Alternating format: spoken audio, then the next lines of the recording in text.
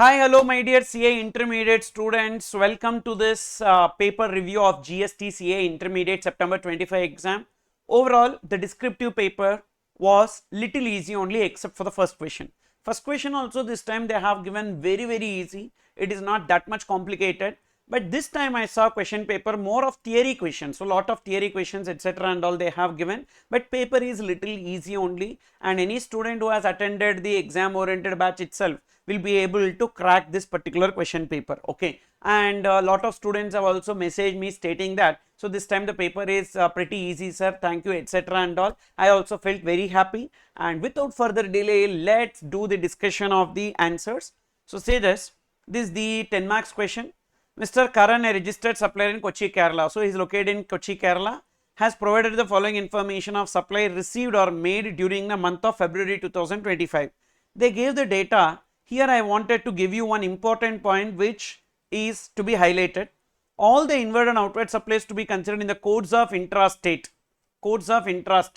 except where information provided to determine place of supply. Wherever there is information for place of supply, you determine based on place of supply intra or inter. Wherever there is no information, you assume it as intrastate. The same similar point I discussed in the mighty 50 questions. Okay, then so look into the first one. On 5th February 2025, supplied goods to Zara Enterprises, an unregistered partnership firm in Bikaner, Rajasthan. So discount of 10% offered to Zara Enterprise on this invoice price of 2 lakhs as per pre-agreement, but not recorded in the invoice. So they have offered the discount, but the discount is given by way of credit note on 20th February. So same month they gave a credit note. Credit note can be given to registered person as well as unregistered person. Whenever the credit note is issued, the liability gets reduced. So 10% of 2 lakh, that is 20,000. So 1,80,000 will be taken. It's an outward supply. It will be taxable under FCM. And whether it is intrastate or interstate, here we don't know whether supply involves movement of goods or supply does not involve movement of goods. That's the reason why place of supply information is not available. So we are taking it as intrastate as per that assumption. So accordingly, you can see here first statement, computation of gross GST payable under FCM, sale to Zara credit note in the same month 1,80,000. So CGST is GST. Then second one, made a supply of machinery to Kool and Company registered in the state of Kerala. The machinery was installed at the factory site of Kool and Company in the state of Tamil Nadu as per agreement. It is again an outward supply, and here we have the place of supply information 10(1)(d). In case of assembly or installation at site, location where it is assembled or installed will be taken as a place of supply. So where is it installed? So it is installed in the state of Tamil Nadu. So outward taxable under FCM, we don't have RCM here. Place of supply will be Tamil Nadu. Supplier is located in Kochi, Kerala, and therefore it is interstate. So 6 lakhs interstate IGST liability, sale of machinery. Next, third transaction, provided supply of online educational journals on monthly basis to school. So online educational journals and periodicals only to category 2 educational institution is exempted, but here it is to category 1, it will be taxable under FCM, and we don't have the information to determine the place of supply, so it will be intrastate 25,000.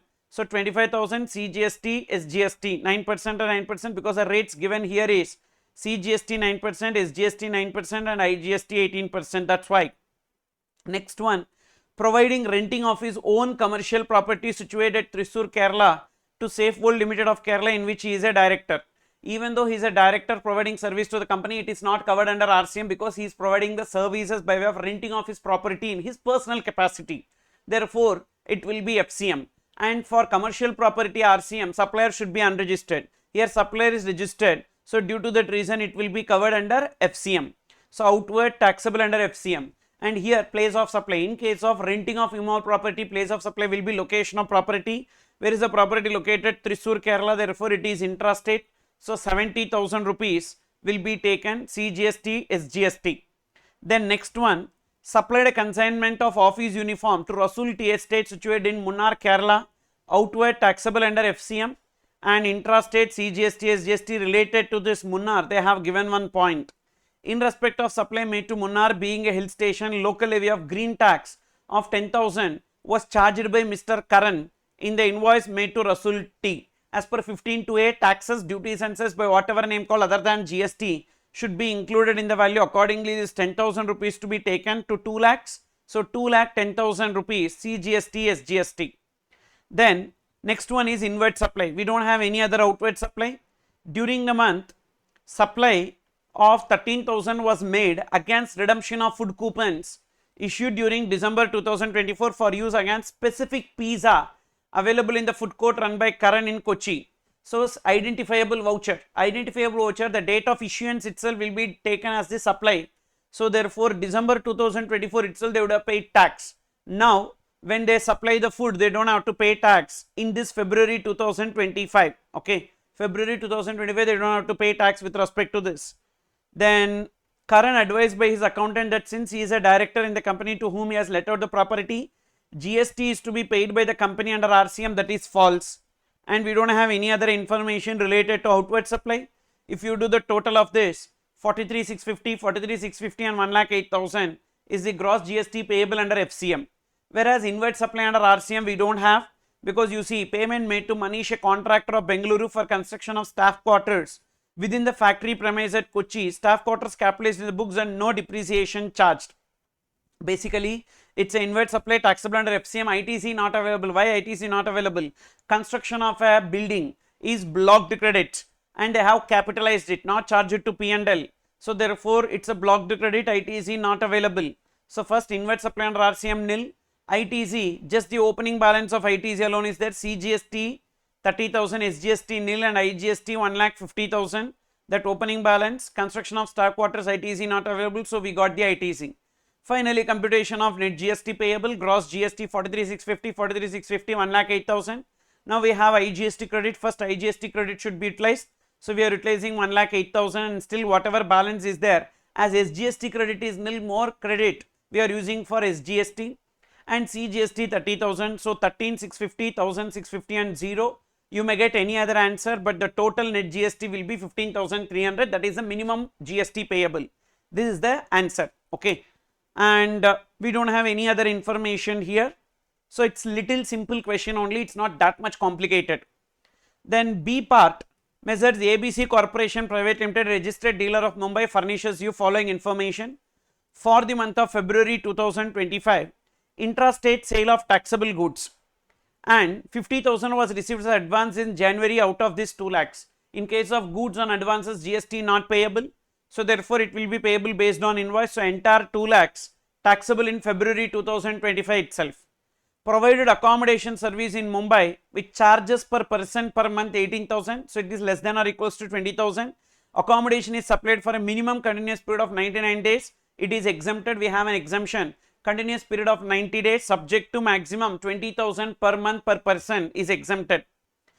Then received for services by way of pure labor contract. We received some money for providing repairs to a single residential unit otherwise than as a part of residential complex.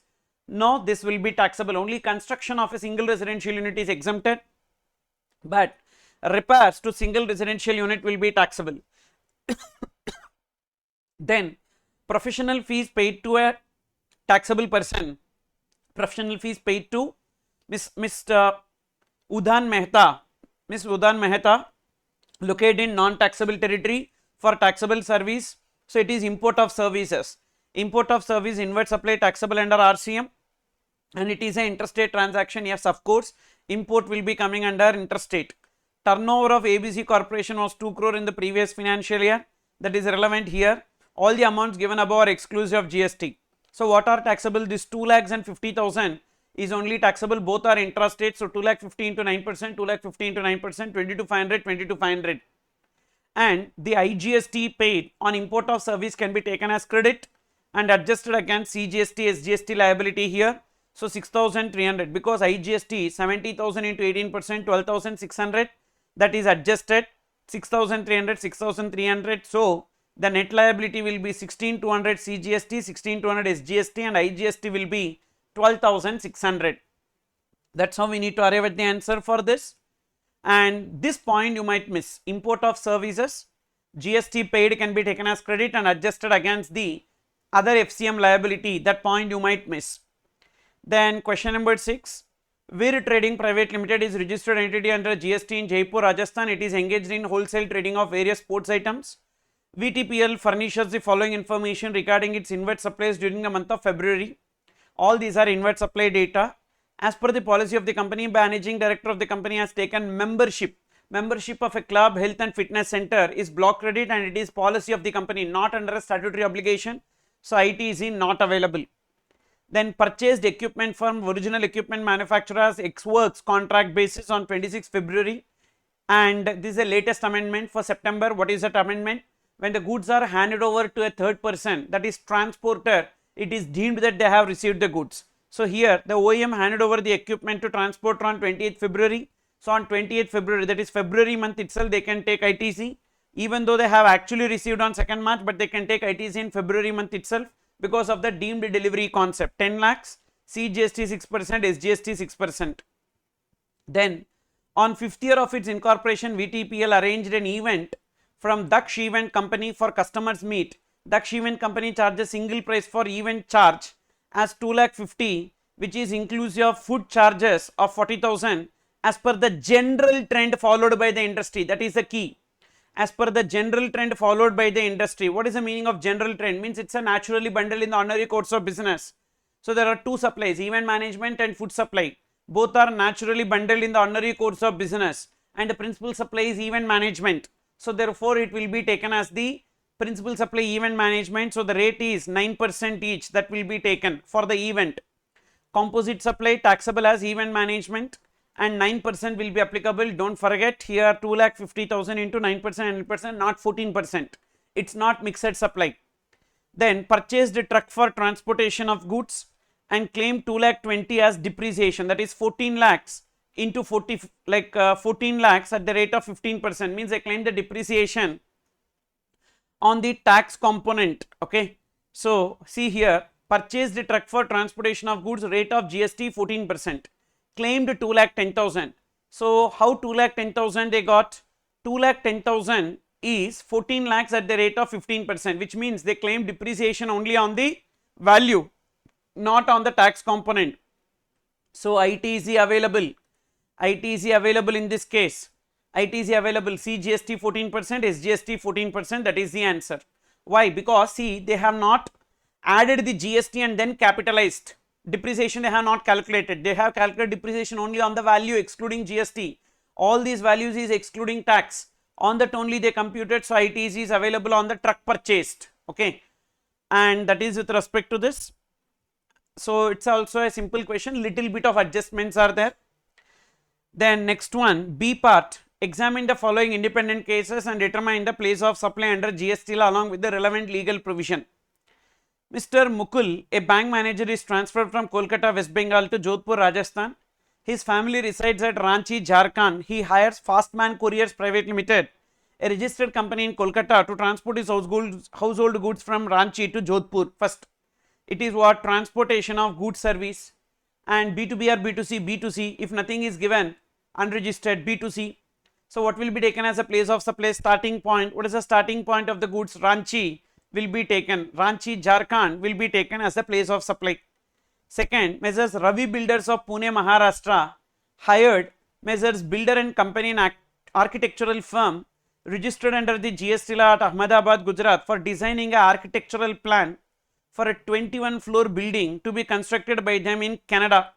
So it is construction of property. So immobile property service, but the property is located outside India. When the property is located outside India, location of recipient will be taken. So what is the location of recipient?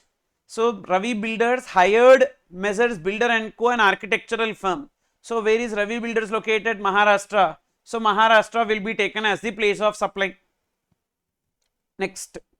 So they have hired, means supplier is Builder and Company, architectural firm located at Ahmedabad. Okay. Then next, seventh question.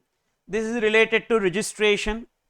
In the month of February 2025, Mr. Venkatesh started supply of both goods and services from the states of Rajasthan and Tripura. So one of the state is a special category state, MMTN, Manipur, Mizoram, Tripura, Nagaland, and the taxable supplies are made from that state. So therefore the applicable limit will be 10 lakhs. As the applicable limit is 10 lakhs, so therefore here intrastate taxable supplies 11 lakh and 5 lakhs, both should be taken into aggregate turnover 11 lakhs and 5 lakhs. Intrastate sale by Venkatesh as an agent of Ganesh Enterprises. Here they have given, so for sale by Venkatesh in the capacity of agent for Ganesh Enterprise, the invoice was issued in the name of Venkatesh only. When invoice is issued in the name of the agent, agent acting on behalf of principal, so it will be included in the aggregate turnover of agent. Intrastate supply of non-taxable goods, that should also be taken into aggregate turnover. Then in the state of Rajasthan, intrastate taxable supply includes commission received as insurance agent from an insurance company. It is outward supply covered under RCM, but it will be included in the aggregate turnover, so no need to deduct. Only inward supply under RCM we need to exclude. In the state of Tripura, intrastate taxable supply includes inward supply on which tax is payable under RCM, so that should be included. Already it is included, so we need to exclude it. So it includes, so we need to exclude, because inward supply under RCM will not be covered under aggregate turnover, so minus 1 lakh, 18 lakhs will be taken as the value. And for sale by Mr. Venkatesh in the capacity of agent that we have discussed, assume all the above figures are excluding GST, compute the aggregate turnover 18 lakhs, it exceeds 10 lakhs, therefore this person is liable to get registered and they are required to get registered in Rajasthan and Tripura. Not only that, they are an agent acting on behalf of principal, because of that they are compulsorily required to get registered, or they are having some inward supplies on which they are required to pay GST, so then also they are compulsorily required to get registered, and as they are required to get registered, they need to register in both Rajasthan and Tripura. Then next one, also discuss whether your answer will change or not if in the state of Tripura Venkatesh is engaged only in intrastate supply of exempted goods and other information remain the same. See, they are an agent acting on behalf of principal and they are having inward supply under RCM, so irrespective of threshold limit, they are compulsorily required to get registered. And in Tripura, as they are making only exempted supplies, exclusively exempted supplies, they are required to get registered only in Rajasthan. That is the answer for this. Then next B part, state in brief the requirement of generation of e-way bill with reference to rule 138. So what is the requirement for generation of e-way bill? So there should be movement of goods, and the value of supply of goods including GST should exceed 50,000, and in case of job work and goods sent on job work and handicrafts, irrespective of the value, e-way bill is required. Also discuss brief the provision of generation of e-way bill in case of supply of goods on behalf of third person. So in case of bill to ship to transaction, even though there are two supplies, one between the supplier and the billing address and another between the billing address and the shipping address, but there is only one e-way bill that is required. So that is this B part, not just bill to ship to, even the requirement of e-way bill, all those points we need to write. Then 8A, rule 86B, this we discussed. So what is that we discussed? Literally in revised book it is there. Whenever the taxable turnover of a person exceeds 50 lakhs in a particular month, then they have to pay 1% of their gross liability under FCM through electronic cash ledger, even if they have sufficient balance in the electronic credit ledger. However, this is not applicable to number 1, central government, state government, government and its family members, central government, state government, local authority, PSU, statutory body, or if the person or any of their members have paid income tax more than 1 lakh in each of the preceding 2 years, or if they have got unutilized ITC more than 1 lakh in the preceding year, or cumulatively up to the current month in the current financial year if they have already paid more than 1%. This part, okay, we discussed. Then a taxpayer cannot file GSTR1 before the end of the tax period. State the exceptions to the statement. No, before the end of the tax period they can file in case of, so this NRTP, because NRTP is required to, like GSTR1 in case of cancellation of registration. In case of cancellation of registration before the expiry of tax period they can file GSTR1.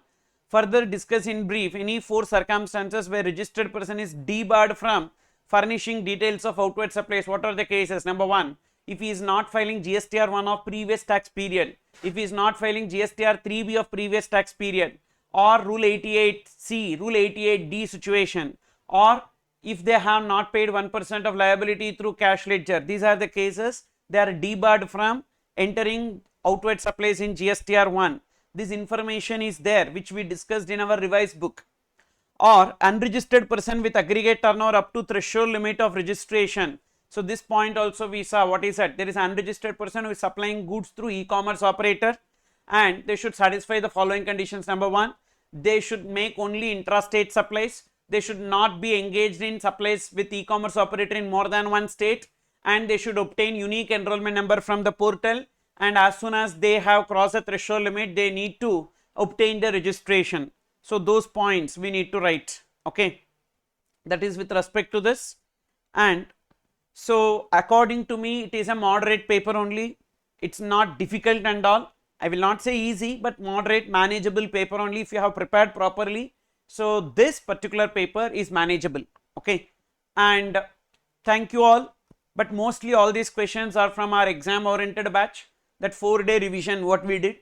And so this time also again for January exam we are doing a revision, 4-day revision, that will be in the November last week or December first week, depending upon the place availability, and we will update you in the YouTube channel itself. Also from 9th October we are starting a regular batch for group 1, and if any of your known people are interested, they can enroll for our batch. Thank you, thanks for giving the opportunity. All the best for your result.